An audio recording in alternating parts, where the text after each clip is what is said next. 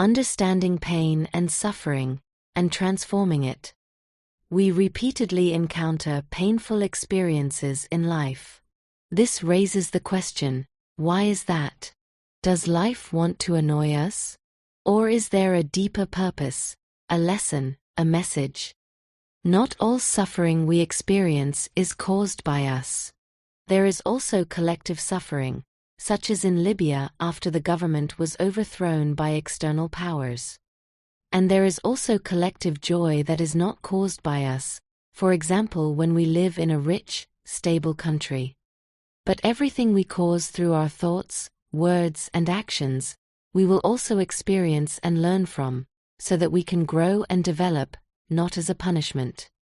If we consider the basic law of the cosmos, then we are here in a school of the soul.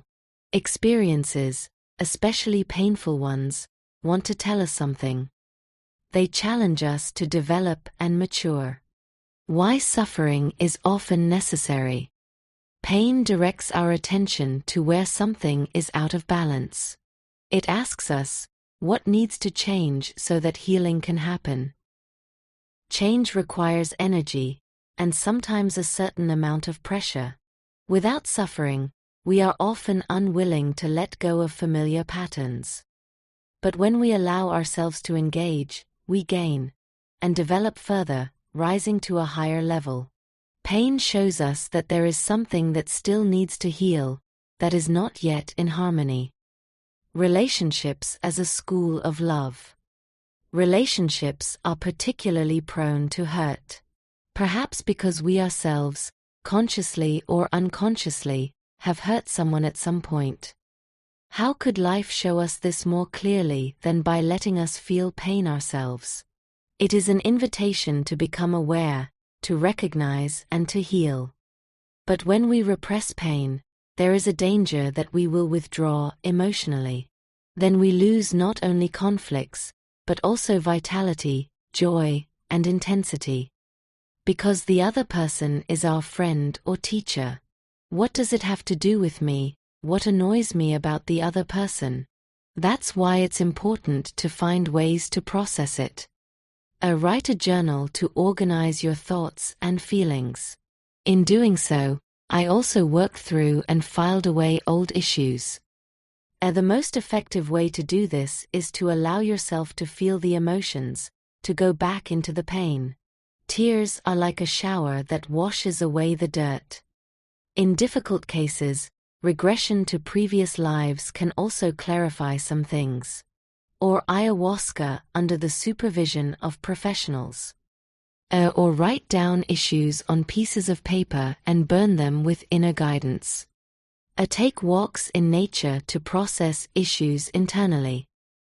Pray or meditate to connect with your higher self. Here you can say anything, without judgment. Talking to people you trust. Sharing your feelings is always a form of processing. The higher self as a companion. Every person has a higher self, regardless of religion. It is that part of the soul that lovingly accompanies us, gives us impulses and promotes our development. We can find clarity in dialogue with this inner teacher. Sometimes praying for others also helps, even if direct contact seems impossible. In conflicts, such as inheritance disputes, we can address our concerns to the higher self of the other person. May he or she be open to a good compromise. The other person always retains their freedom, but the possibility is brought to their consciousness. This reveals the depth of Jesus' words, "Love your enemies." For they are often our greatest teachers. They point out our own shadows. And when we send them love anyway, we change the situation. Love is the strongest force in the universe. It transforms not only the other person, but also ourselves. The law of cause and effect. This sheds new light on the law of resonance, the law of karma. It is not a punitive law, but a principle of growth. Everything we send out returns to us, so that we can learn, recognize, and mature. We grow either through insight or through suffering. The main thing is that we grow. Love as the highest discipline. The highest practice on this path is unconditional love. Those who have children experience it again and again. A love that endures, even when challenged. This love is the crown of our development. It is the force that leads us into the light. Suffering is not a meaningless thorn in life, but a call for transformation. It leads us to awareness, healing, and love. And when we accept suffering with this attitude, it becomes a gateway to vitality. A suffering calls for powerful attention, not endless circling. A pain is a teacher.